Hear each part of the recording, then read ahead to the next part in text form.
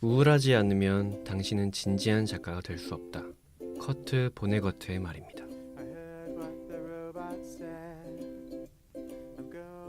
네, 안녕하세요. 이 책 읽을 82회가 시작되었습니다. 진행을 하고 있는 저는 제재입니다. 저희 이 책 읽을 시즌 6는 기존과 마찬가지로 1부와 2부로 나눠서 방송을 할 예정입니다. 1부는 이 책이라는 이름으로 책을 함께 읽고 그 책에 관한 이런저런 이야기를 나누는 시간이고, 2부는 이 글이라는 이름으로 하나의 문장을 청취자 여러분께 받아서 저희가 각자 쏘은 글을 서로 낭독하는 시간입니다. 저희 이 책 이 글은 월 3회 방송을 하고 있습니다. 매월 1일, 11일, 21일에 업로드를 하고 있고 팟빵, 파티, 팟캐스트 앱에서 들으실 수 있습니다. 자, 오늘도 이 책 이 글을 함께 진행해 주실 두 분을 모셔야겠죠. 네, 환절기, 코감기보다 치명적인 위력을 지닌 두 분이시죠. 네, 곰곰님, 샤샤님 모셨습니다. 안녕하세요. 반갑습니다. 네. 코감기입니다. 반갑습니다. 곰곰입니다. 아, 네, 환절기와 코감기 두 분 나오셨는데요. 누가 환절기인가요? 곰곰님 환절기 하시네요. 감사합니다. 네. 네, 저희 82회로 돌아왔는데 사실 저희가 그 녹음을 한 번에 해요. 이 책이랑 이들이랑. 네. 근데 오늘 좀 시간상 시간에 약간 쫓기면서 분노의 질주를 하고 있는 상태라서 지난번 검사내전에 얘기가 너무 많았죠, 저희가. 사실 문장 얘기하기보다 에피소드 어떤 저희의 생각들을 얘기하다 보니까 아무래도 말이 길어질 수밖에 없을 것 맞아요. 같아요. 네. 네. 그래서 네. 글을 빨리 읽겠습니다. 네, 그렇습니다. 저희 이번 이제 82회 음. 글 주제가 문장이죠. 네. 네, 샤샤님이 이제 가져오신 네네. 문장이었는데, 누구에게나 잠시 미래가 보이는 순간이 있다로 음. 저희가 네. 글을 썼죠. 네, 그렇습니다. 어떤 글부터 읽으면 좋을까요? 항상 어려운 질문이네요. 지난번에 뭐부터 읽었죠? 그러게 어떤 방향으로 읽었는지가 중요한 것 같아. 그 방향이 아닌 방향으로 읽으면 좋으니까. 우리 그렇게 하자. 저희 이번 방송을 네. 우울하게 끝낼 것인가, 아, 그래. 우울하게 시작할 것인가로 결정하면 될 것 좀 같아요. 우울하게 시작하는 게 나을 것 같아요. 네, 제재 그래요. 글을 처음에 읽고 공고님 글을 마지막에 읽으면 좋을 것 같아요. 알겠습니다. 커트 보네거트의 말처럼. 네. 제재님의 글을 지난번에 누가 읽었죠? 지난번에 샤샤님이 읽으셨... 처음에 제가 읽고 그다음에 샤샤님이 읽고. 네. 그럼 이번엔 전가요? 네, 맞아요. 네. 그러면 제가 읽겠습니다. 우리 네. 이런 걸로 오래 고민하지 말자. 그래. 네. 자, 제재님이 쓰신 글입니다. 제목은 물거품입니다. 누구에게나 잠시 미래가 보이는 순간이 있다. 얼마 뒤면 싸늘한 시신이 되어 뉴스에 나오겠지. 나를 알아봐줄 사람이 그때 있을까? 난 지금 바다 위에 떠 있다. 엄마 어디 있어? 이러려고 그랬던 거지. 그치? 그럼 물어봐 주지 그랬어요. 엄마는 자신이 없다고. 혼자 살아갈 수 있겠냐고 한 번만 그냥 물어봐 주지 그랬어요.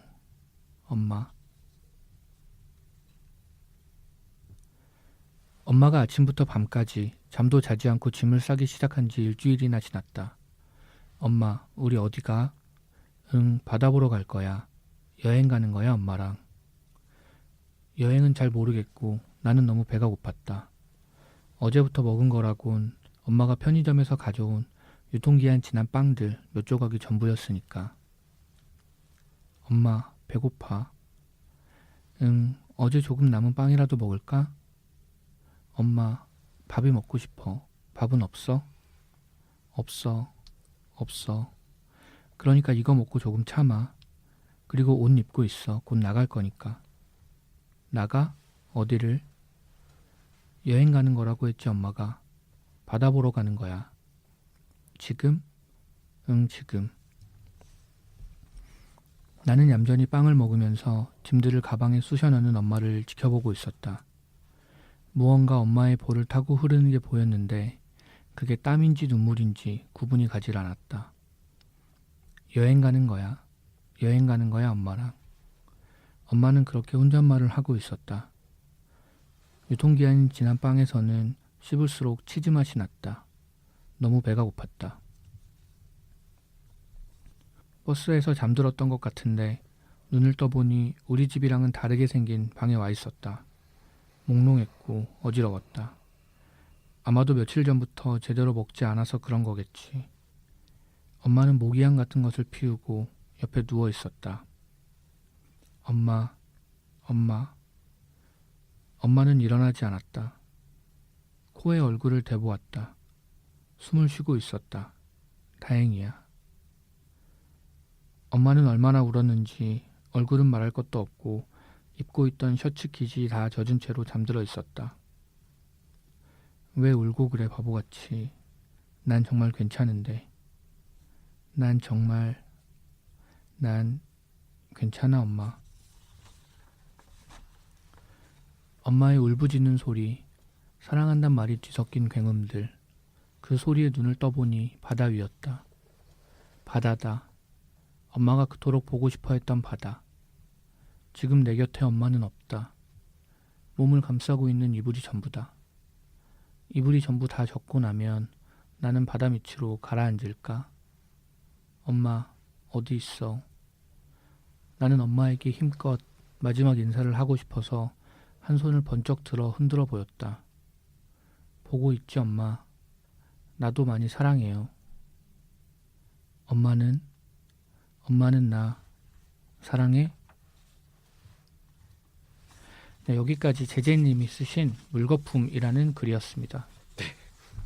공부님 수고 많으셨습니다. 네. 제재님은 진지한 작가이신가 봐요. 진지한 작가. 진지한 작가가 되셨나 봐요. 커트 보네거트의 말을. 네. 그렇습니다. 엄마가 참 많이 나오는 그 글이라서 좀 그러게요. 네. 완전히 다른 얘기인데 네. 엄마라고 부르시나요? 저는 지금 엄마라고 부르고 대외적으로는 어머니라고 부르고 있어요. 대외적으로 그러니까 이런 거 있잖아요. 뭐지? 저희 뭐 예를 들어서 저희 엄마가 그러시더라고요가 아니고 그러시더라요. 강원도 사투리인가요? 네. 저희 어머니가 그러시더라고요. 이렇게 집에서 부를 때는 엄마 엄마라고 이렇게 네, 부르고. 편하게 하죠. 그렇군요. 두 분은 어떠세요? 엄마라는 말 저는 쓰세요? 어머니라고. 어머니라고. 저도 어머니라고 부릅니다. 대외적으로든 그냥으로든. 네. 근데 그런 것 같아요. 저는 군대에 갔다 오고 나서부터 어머니라고 계속 불렀는데 어머니는 별로 안 좋아하세요. 거리감 느껴진다고. 엄마라고 난 못 부르겠던데 그래. 이제. 그래요? 어느 정도 크면 좀 거리감이 생겨야 될 때가 있죠. 생기게 되는 때가 있지. 그렇죠. 그리고 거리감을 떠나서 엄마라고 부르는 내가 너무 이상하고. 저도 그런 시기가 오겠죠. 그거는 사람마다 다르죠. 그렇죠. 뭐 40, 50대 돼서도 엄마라고 부르는 사람들도 있고 그거야 뭐. 네. 하여튼 저는 이 제재 글을 처음 읽고 뭐 글에 대한 얘기 많이 안 하고 빨리 지나가기로 했지만 좀 이런 느낌이었어. 야, 이런 글을 써오면 어떡해. 진짜. 오늘 잠 못 자겠네. 어떤 의미로? 너무 마음이 아파서. 마음이 아파서. 세상에. 전 그 궁금해요. 제재님이 어떤 사건을 네. 보고 쓰신 거라 그랬는데 예. 그걸 잘 몰라서. 그 사실 얼마 전에 지난주죠. 이번 주 그러니까 지난 며칠 전에 뉴스에서 이제 나왔던 사건인데 그 제주도 어떤 해안가에서 그 3살짜리 여아 시신이 발견됐어요. 그래서 혹시 그 뉴스 보셨나요? 못 봤어요. 네. 제가 집에서 뉴스를 틀어놓다 보니까 네네. 그걸 이제 계속 계속 하루 종일 다루다 보니까 되게 큰 사건이구나라고 생각했었는데 제 시신이 발견됐는데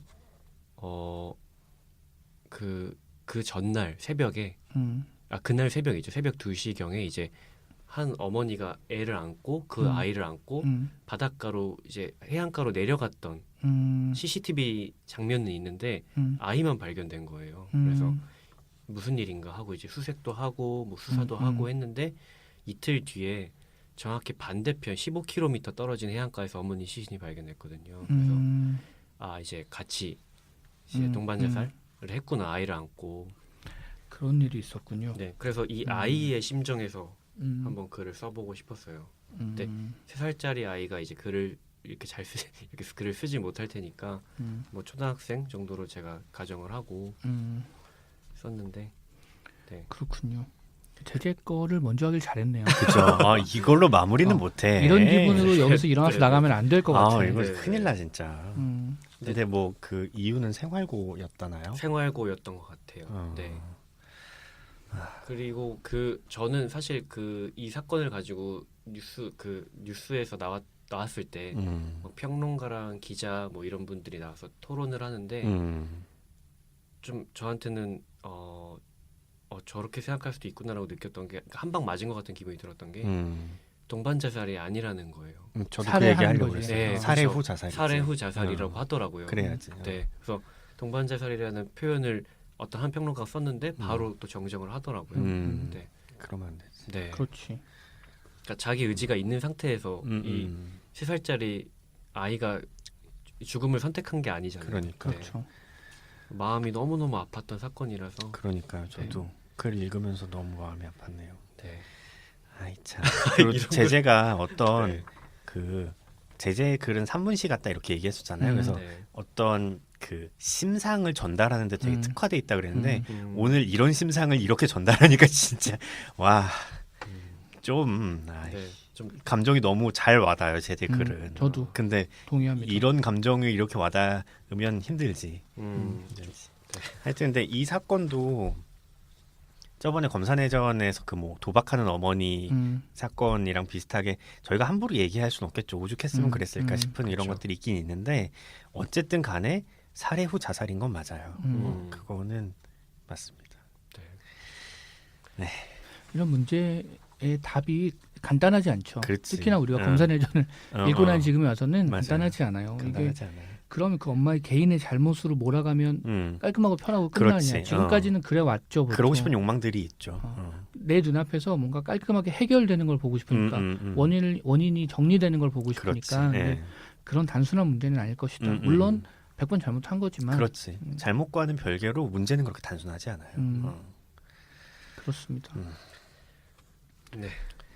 너무 우울해서 그래도 그러니까. 일을 많이 못하겠다.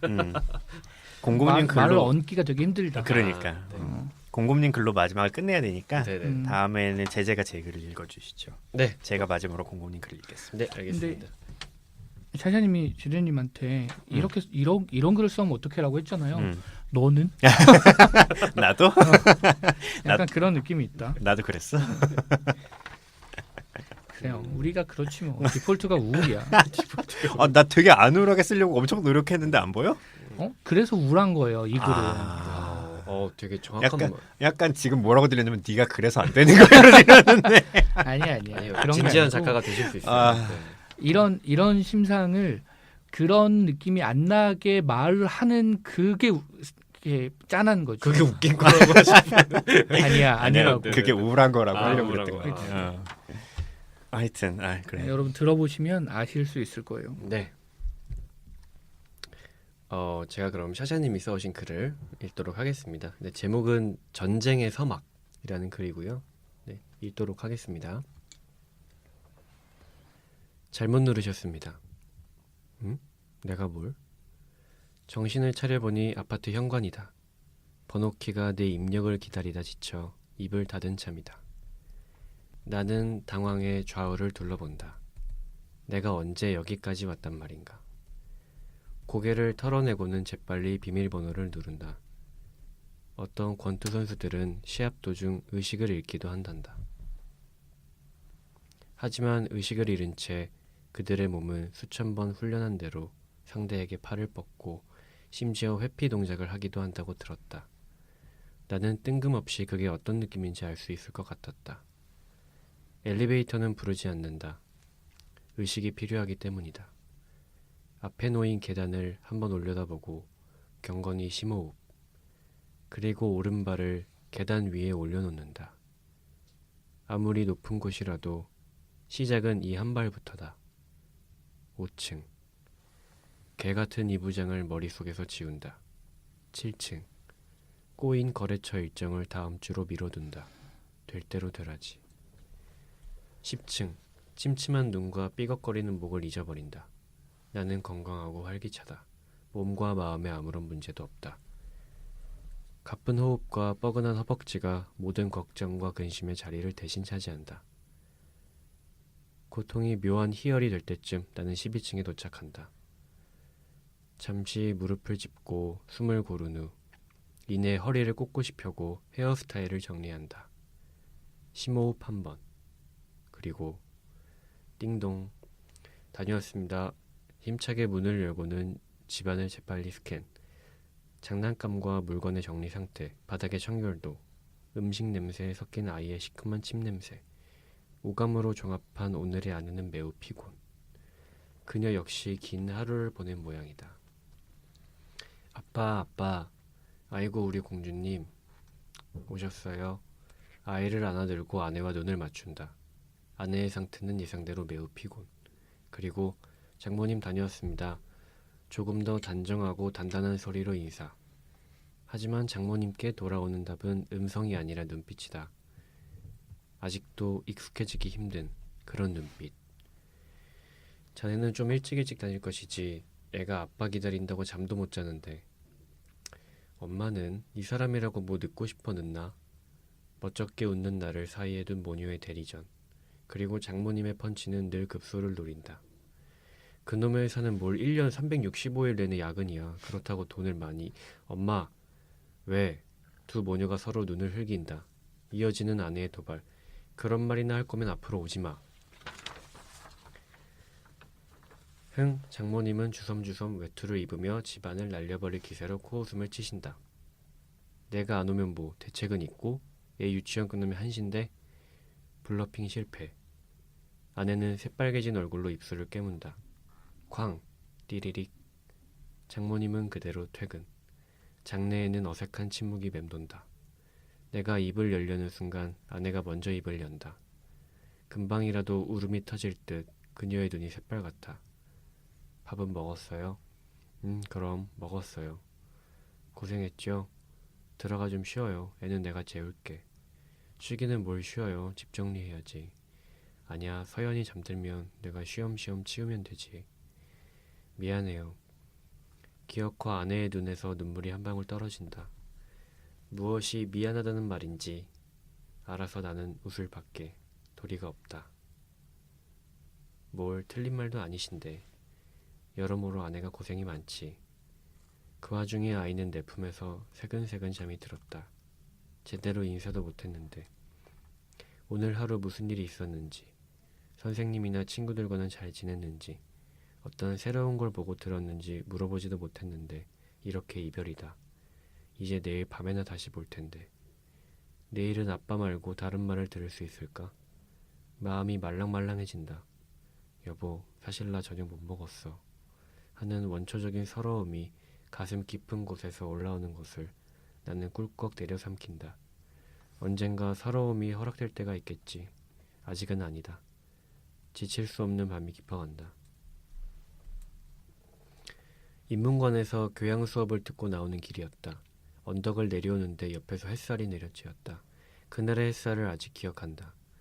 그 햇살은 소리를 가지고 있었으므로 그건 분명 쨍, 아니 쩡. 그래, 그런 소리였다. 그리고 나는 깨달았다. 내가 그녀를 사랑하는구나. 나는 웃었다. 흐흐흐.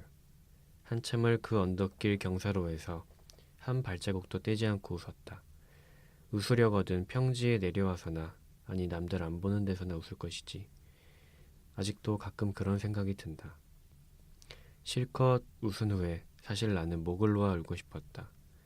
그 사랑은 분명 황홀함이었지만 또한 낭패감이기도 했으므로. 사랑하면 안 된다고 수없이 다짐했던 사람. 사랑하면 우리 둘 다 무척 고단해질 그 사람. 하지만 간절히 피하고 싶은 것은 실은 꼭 그만한 간절함으로 다가오게 마련이다. 누구에게나 잠시 미래가 보이는 순간이 있다. 그 언덕에서 햇살을 맞던 몇 분간 나는 앞으로 펼쳐질 내 인생의 고단함을 모두 경험한 듯 버거웠다. 그리고 나는 그 미래가 나의 미래임을 알았다. 피할 수 있다면 미래가 아니다. 피할 수 있다면 사랑이 아니다. 이제 그 사랑은 나를 온통 정신없는 용광로로 이끌어갈 것이었다. 두려웠으나 내게는 다른 도리가 없었다. 네, 지금까지 샤샤님이 쓰신 전쟁의 서막이라는 아주 장대한 서사시였습니다. 그렇습니다. 샤샤님이 제재한테 뭐라 그럴 게 없죠. 고생하셨습니다. 그런가요? 제재 글보다 훨씬 나은데 제재 글은 너무 그랬잖아. 그래서 이것은 너무 현실적이지. 아 그렇군요. 그렇죠. 이거는 아, 제재만큼 그- 우울하진 않아요. 그쵸. 그래. 아니 얘기를 많이 하진 않겠지만 네. 얘기하기 전에 높아지면서 한 마디만 하고 들어가자면 네. 무슨 말인지는 알 것 같은데 작가는 화자가 아닙니다. 아, 이제 우리는 이제 그런 생각을 하지 말아요. 작가는 화자가 아니지. 그래, 작가랑 화자는 전혀 다릅니다. 근데 또 들으시는 분들은 또 그렇게 생각 안 하시고 아니라고. 작가는 화자가 아닌데 여기에 그런 대사가 있어요. 뭘 틀린 말도 아니신데 여러모로 아내가 고생이 많지에서 보통 아내를 아내가라고 부르는 경우는 많이 없는데 그런 사람이 있죠. 얘기하면서 네가 고생이 많지 아니면 뭐 여보가 이렇게 얘기하지 아내가라고 지칭하진 않는데 그러는 사람들도 가끔 있죠, 샤샤님. 그렇죠. 그런 사람이 가끔 있죠. 하지만 화자와 저자는 다르다. 그렇죠. 그렇습니다. 네, 그렇습니다. 다르죠. 네, 완전 다르죠. 아, 정말 미래가 보였네요. 그 그 미래에 대한 얘기였네요. 그렇죠. 마지막 문단 보면서 좀 그것도 생각났어요. 당신 인생의 이야기도 생각이 좀 났던 것 네, 같아요. 맞아요. 음. 제가 그런 거에 진짜 약한 것 같아요.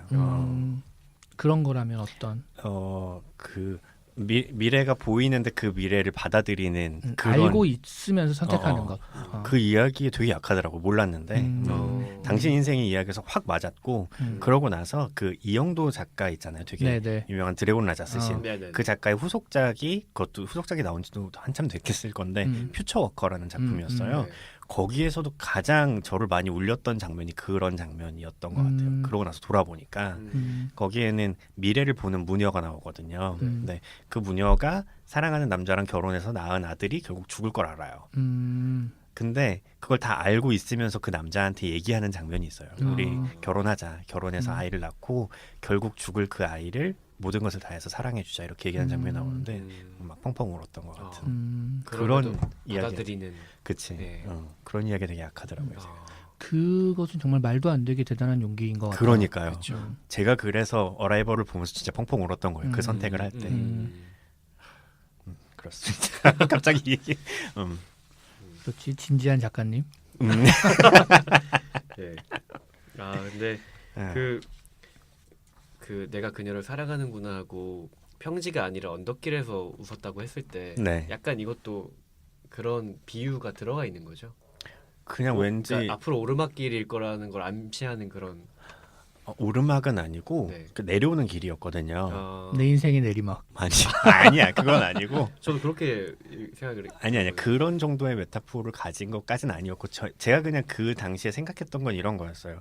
사랑하는 걸 깨달은 순간 마치 독사에 물린 것처럼 한 발자국도 뗄 수 없었던 거예요. 거기가 되게 불편한 곳이었음에도 불구하고 그 자리에 그냥 서서 뭐 감정을 느낄 수밖에 없었던 그런 순간을 얘기했던 겁니다. 그러니까 몸이 딱 굳어버리는. 그치 그런 거지. 그런 그러니까 순간이군요. 사랑이라는 게 저는 그거는 맞다고 생각하거든요. 어느 정도의 낭패감을 포함하고 있다고 생각해요. 왜냐하면 내 힘으로 어쩔 수 없는 거대한 감정이기 때문에 그렇지. 그거에 압도된 순간을 그렇게 표현을 했던. 그렇죠. 보통은 사랑이라는 감정에 휘둘리죠. 그렇죠. 내가 그걸 휘두를 수 있으면 그건 사랑이 아니지. 그치. 그래서 낭패감이 든다고 생각합니다. 근데 보통 여기 그런 거 있어요. 그 사랑하면 안 된다고 수없이 다짐했던 사람이고 사랑하면 우리 둘 다 무척 고단해질 사람이라고 생각하는데 보통 그런 사람과 사랑에 빠지죠. 보통 그렇지. 그렇죠. 그게 그렇게 신경이 안 쓰이면 사랑이 아닌 거죠. 신경 쓰인다는 것 자체가 이미 사랑인 거죠. 그렇죠. 네. 그리고 내가 사랑하는 사람이 아니면 사랑하면 우리 둘 다 무척 고단해질 거다라는 생각조차 그치. 하지 않지. 아무 생각이 없지. 그치. 그냥 사람이지. 사람이 지나가는구나. 그렇습니다. 네. 아주. 근데 마지막으로 하나만 더 얘기하고 싶은데 이게 보통 이런 게 현실이라고 하잖아요. 네. 현실적이라고 정말 현실일까요? 현실인 경우도 있겠죠. 저는 매우 행복합니다만. 근데 그런 건 있어요. 유치원 진짜 1시에 끝나요. 그거는 생각해 두셔야 돼요. 그래서 보통 어떻게 하냐면 유치원도 그렇고 초등학교 저학년도 그 정도에 끝나요. 뭐 늦게까지 안 하지. 그렇죠. 그럼 맞벌이 부부들은 진짜 답이 없는 거예요. 그러네요. 그래서 보통 어떻게 하냐면 유치원에서 한 뭐 3시 혹은 늦으면 5시까지 방과 후 학교를 해요. 또 따로 돈을 들여서 그걸 해야 되는 거지 신청을. 그러니까 맞벌이 부부를 위한 뭐 그런 거. 5시에 데리러 갈 수 있는 경우도 흔치 않을 그것도 텐데. 없지. 그래서 최대 유치원에서 뻐길 수 있는 게 그 정도까지인 거예요. 그래서 그 다음에는 보통 학원을 보내요. 애들 유치원 그래서 학원 차가 유치원 앞으로 와요. 그래서 아. 애들 다 태우고 영어 학원이라든지 체육 학원이라든지 아. 요새는 체육 학원도 많이 가요. 그렇군요. 뭐 태권도 학원도 그런 체육 학원으로 운영하는 경우들이 있고 음. 줄넘기나 뭐 활동 같은 걸 음. 하면서 그래서 그런 데를 데려갔다가 아예 이제 아이 엄마나 아빠들이 그 학원으로 찾으러 가는 거지 부모들이. 그런 식으로 그렇군요. 어떻게든 시간을 연장하려는. 세사님 인생 화이팅. 우리 인생 화이팅입니다. 근데 그 시간을 연장하는 데는 당연하게도 돈이 듭니다. 그렇지. 네, 이 전쟁의 전투신 잘 봤고요. 그렇죠. 네. 되게 좀 경쾌하게 쓰려고 많이 노력했어요. 안울하게 쓰려고 진짜. 이게 아까 곰고부님이 이제 글 읽기 전에 말씀하셨던 것처럼 그래서 그런 그래. 거죠. 애써 우울하지 않으려고. 자, 우리의 마무리를 책임져줄 네. 공고님의 우울하지 않은 글입니다. 네, 네. 역시 공고님이 있어야 돼. 그렇죠. 이대로 끝내면 어쩌겠어 이걸. 여러분 우울한 사람만 있으면 너무 힘드니까요. 그래요, 그럼. 우울한 사람들이 돼버렸네. 어디 안 우울한지 한번 보겠습니다. 네. 제재가 어떻게든 우울한 걸 찾아가요. 자, 공고님이 쓰신 글을 읽어드리겠습니다. 글의 제목은 어떻게 생각하세요? 라는 글입니다. 지난 주말에 있었던 일입니다. 평소와 다르게 알람이 울리기도 전에 눈이 떠졌습니다. 주말에는 마냥 누워만 있고 싶었는데 그렇게 무기력한 적이 있었는가 싶게 아침부터 분주하게 움직였었지요. 목욕탕에 가서 때를 밀까 머리를 잘라볼까 어쩔 줄 모르고 고민하다가 둘 다 하기로 했습니다. 그래서 머리를 먼저 자르고 목욕탕에 가서 때를 밀었습니다. 단장을 좀 하고 나니까 자신감도 생기는 것 같고 잘할 수 있을 것 같았습니다. 그 동호회 모임이라는 게 아무래도 그런 거 아니겠습니까? 관심사나 취미가 비슷한 사람들이 모여서 같이 시간을 보내다가 운이 좋으면 서로의 짝도 만나게 되고 아니 어쩌면 짝을 만날 수 있을까 해서 같은 관심사나 취미를 가진 사람들을 때로 만나는 것 같기도 한 뭐 그런 거죠. 아, 물론 저도 책 좋아합니다. 고르는 것도 사는 것도 읽는 것도 다 좋아하죠. 보통은 혼자 읽고 마는데 다른 사람들이랑 같이 책 이야기를 나눠보는 것도 재미있을 것 같았습니다. 그리고 뭐 겸사겸사 마지막 연애가 4년쯤 전이었나 1년쯤 만나고 헤어졌는데 그 4개월을 4번씩 보냈으니 이제는 같이 책 이야기도 도란도란 나눌 수 있는 좋은 사람을 만나고 싶었습니다. 모임의 주제는 정의, 책은 정의란 무엇인가 였습니다. 모두가 관심 있어 할 만한 주제와 모두가 알지만 누구도 읽지 않았을 것 같은 책, 꽤 괜찮은 조합이었습니다. 전부 책을 읽어오기도 했고요. 처음에는 다들 발언에 소극적이었습니다. 아무래도 남들 앞에서 말하는 게 익숙하지 않은 데다 그냥 대화도 아니고 정의에 관한 자기 의견을 말하는 자리였으니 불편할 수밖에 없었을 겁니다. 그나마 모임에 탄력이 붙은 건 공정함에 관한 이야기가 나왔을 때였습니다. 백인 여성인 셰릴 홉우드는 홀어머니 밑에서 어렵게 자라 자력으로 대학을 졸업하고 텍사스 로스쿨에 지원했다. 그녀는 떨어졌지만 그녀보다 점수가 낮은 아프리카계, 멕시코계 미국인이 합격했다. 소수인종 우대 정책 덕이다. 정의란 무엇인가에서 소개한 사례입니다. 이것은 공정한가요? 아니면 불공정한가요? 절반이 훌쩍 넘는 사람들이 그 일이 불공정하다고 말했습니다. 노력한 만큼 점수를 받는 것이고 받은 점수를 기준으로 합격하는 것이 공정하다는 논리였습니다. 물론 맞는 말입니다. 하지만 이 말이 맞다고 꼭 저 말이 틀린 건 아닙니다. 다수의 의견과는 다소 다르지만 애초에 소수인종들이 차별을 받고 있는 것이 현실이기 때문에 그들을 제도적으로 우대하는 것이 한 개인이 아닌 집단으로 보면 더 공정할 수도 있다는 것입니다. 결국 이것은 공정을 어떻게 정의하느냐에 달렸습니다. 노력해서 기여한 만큼의 비례에 받는 것이 공정이라고 믿는다면 저 사례는 불공정합니다. 하지만 인간이라면 누구나 보편적으로 평등한 권리를 보장받는 것이 공정이라고 믿는다면 저 사례는 공정합니다. 이것을 각각 비례 원리와 보편 원리로 부르는 시사인 기사를 본 적이 있습니다. 아무튼 다수인 비례 원리 사람들의 목소리가 크긴 했지만 소수의 보편 원리 사람들도 자신들의 의견을 바꿀 여지는 전혀 없어 보였습니다. 이견은 좁혀지지 않았고 대화는 그 자리를 맴돌았습니다. 오래전에 어딘가에서 읽었는데 누구에게나 잠시 미래가 보이는 순간이 있다고 합니다. 그 끝나지 않을 것만 같던 대화 사이에서 저는 미래를 봤던 것 같습니다. 이 모임은 망했구나. 서로가 정이라고 외치는 이 사람들은 이 방에서 나가면 다시는 만나지 않겠구나. 그리고 다른 사람들을 만날 때마다 말하겠구나. 세상에는 노력하지 않고 거저 먹으려는 사람들이 너무 많다고. 혹은 자기들 손에 가득 쥐고 있으면서 조금도 내려놓지 않으려는 사람들이 너무 많다고. 모임 종료 시간을 훌쩍 넘겨서까지 이어지는 대화를 남겨두고 조용히 일어나서 그 방을 빠져나왔습니다. 문 앞에서 한숨을 돌리는데 저 말고도 한 분이 더 나오시더군요. 그분도 조심스럽게 나오다가 저와 눈이 마주치고는 둘이 더 조심스럽게 웃어버렸습니다. 아무 말도 하지 않았는데 무슨 말을 하는지 알 것 같은 기분이었습니다. 그래서 말인데 그분한테는 연락을 해봐도 괜찮지 않을까요? 모임이 망했다고 저까지 망할 필요는 없지 않을까요? 네, 여기까지 공고뉴 쓰신 어떻게 생각하세요? 라는 글이었습니다. 네, 고생하셨습니다. 네. 어떻게 생각하시나요? 새 글 중 유일하게 웃을 수 있는 글이었다고 생각합니다. 저는 진짜 너무 제가 좋아하는 감성이라서. 어떤 감성인가요? 제가 그 좋아하는 영화 감독 중에 저희가 지금 시즌 6 첫 회로 나왔던 이제 고레에다 히로카즈 감독도 있지만 웨스 앤더슨 감독 되게 좋아하거든요. 어떤 샌더슨? 웨스 앤더슨 그 사람 그랜드 부다페스트 호텔. 근데 그 감독이 그렇게 이제 최근작들은 그렇게 뭔가 예술적으로 굉장히 영상미 있는 작품들을 하지만 초기작들은 찌질한 남자가 막 약간 이렇게 자조적으로 자기 얘기를 하면서 이 남자 별로 안 찌라네요.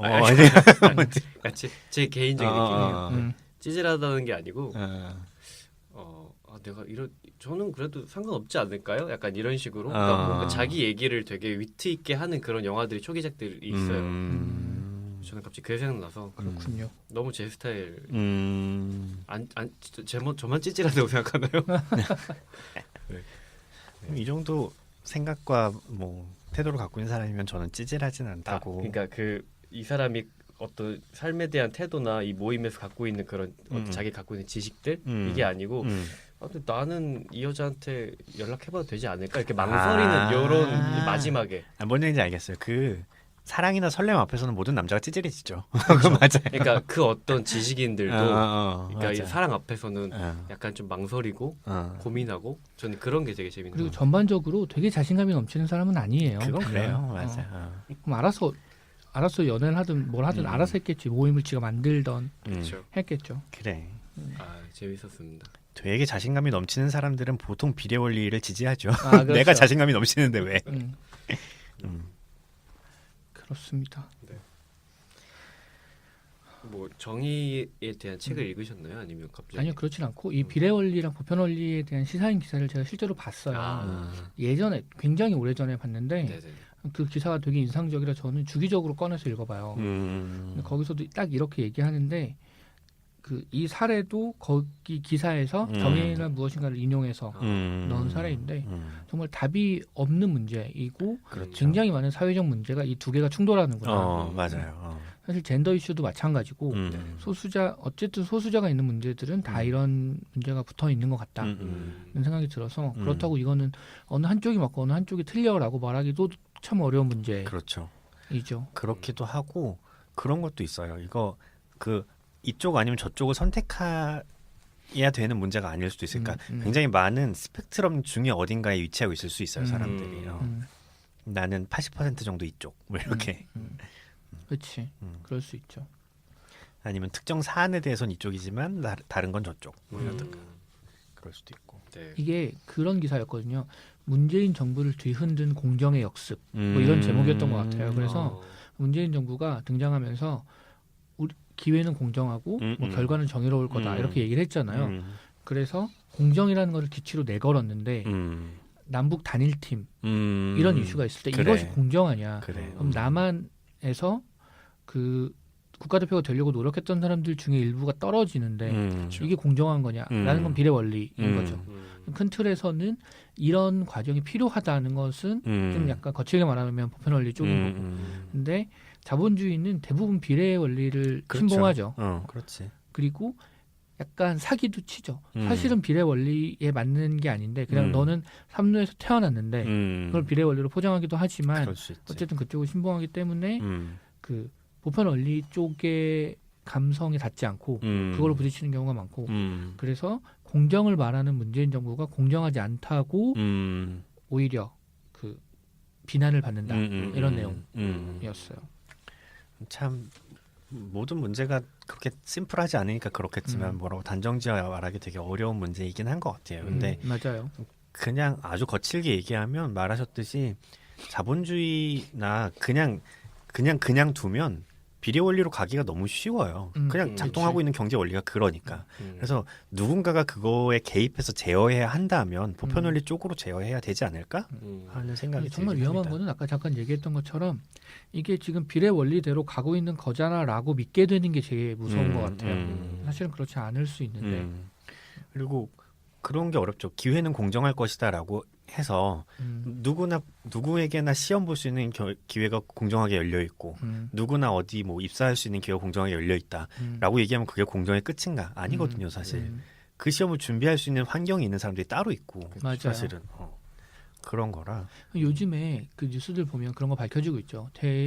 대규모 큰 은행들에서 남성 합격자와 여성 합격자의 퍼센테이지를 미리 지정해 놓았다 이런 뉴스도 되게 많고 이걸 알기 전까지는 뭐 실력대로 뽑혔겠지라고 생각하잖아요. 하지만 그렇지 않은 경우가 많죠. 그렇지. 뭐 그렇습니다. 근데 왜 갑자기 글 되게 유쾌했는데 사회 토론이 됐죠? 네, 저는 지켜보고 있었습니다. 네. 그렇습니다. 그럼 아무튼 끊어줘야지.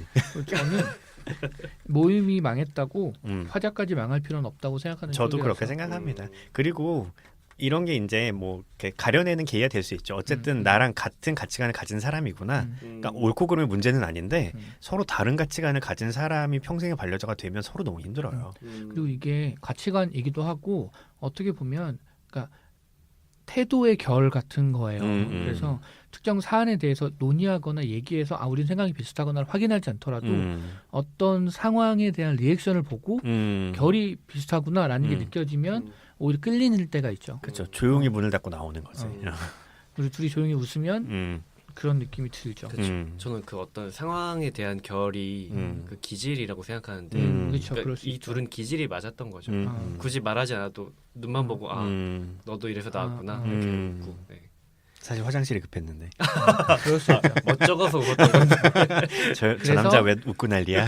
연락한다고 다 잘 되는 건 아니다. 그렇습니다. 그렇죠. 하지만 연락하지 않으면 잘 될 수 없다. 그리고 연락은 한 번만 해라. 네. 일절만 해라. 그렇습니다.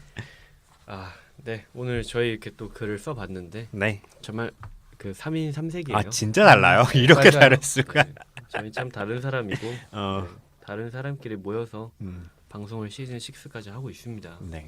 저는 갑자기 든 생각인데 어쩌면 제재가 제일 건강한가 이런 생각도 좀 들어요. 저는 그러니까 그런 심상의 글을 쓰고 있는 나를 못 견딜 것 같은 거지. 저도 좀 두 분이 대체적으로 그러신 것 같아요.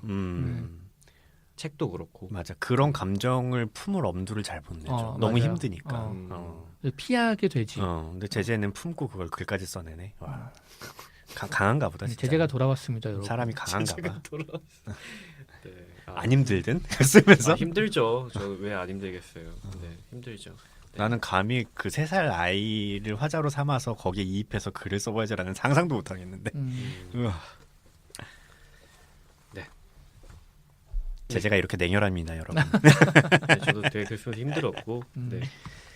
정말 창작의 고통과 네, 그렇습니다. 네. 저희 오늘 이제 써온 글은 여기까지고요. 네.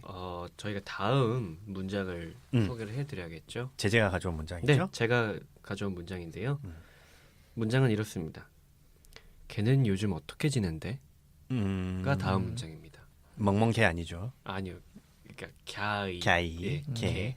네.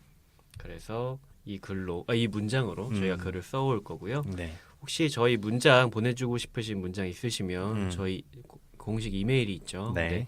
ebook2text @gmail.com이고요. 네, 숫자 2 그다음에 영어 BOK 숫자 2 TEXT @gmail.com 그리고 네. 팟빵 뭐 게시판에 이제 댓글로 남겨주셔도 좋고 네. 네, 언제든 열려 있으니까요. 네. 네, 저희 좀 괴롭혀 주셨으면 좋겠습니다. 네. 이제 그만 고민하셨으면 좋겠어요. 그거 아니야 근데 우리 음. 생각보다 많은 곳에서 듣고 계세요. 제가 그러니까요. 통계를 보니까 아르헨티나도 있고 누가 아르헨티나에서 미국도 그렇다고- 있고 아르헨티나도 있고 또 하나 있었는데 외국이 그렇다고 그래서- 아르헨티나 영어 쓰나요?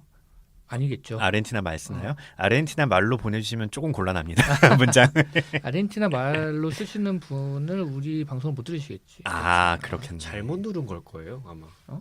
혹시 아니 아르헨티나에서 근데 외국에 나가 계신 분들 중에 교포 그냥 분들 한국어가 중에 그리워서 이것저것 아. 찾아 듣는 분들도 있다고 들었어. 아, 그럴 수도 있겠네요. 하여튼 그래서 얘네한테 어떤 문장을 주면 좋을까 하고 리스트를 만들고 계시느라 고민하시는 분이 많이 있다는 텔레파시를 받았는데 어, 그만 고민하시고 하나 정도 그 보내주셔도 텔레파시는 자꾸 샤샤님한테만 가. 어떤 영적인 관계. 네. 네, 저희 방송은 그럼 여기까지 하도록 하고요. 네. 네. 간단하게 소감 뭐 공곰님, 제재님 샤샤님. 시간 없어. 무슨 소감이야. 끝내. 저희 오늘 참 즐거운 방송이었고요. 네. 제가 이렇게 총평하면서 마무리하도록 하겠습니다. 네. 형들 항상 건강하시고요. 만수무강하겠습니다. 고맙다. 네네. 저희 오늘 이 글을 얘기한 이 책은 여기까지고요. 네. 저희 다음 시간에 또 다른 글과 이야기를 가지고 돌아오도록 하겠습니다. 네. 지금까지 함께 청취해주신 청취자 여러분, 네, 오늘도 좋은 일상 되시고요. 네, 청취해주셔서 감사합니다. 감사합니다. 감사합니다.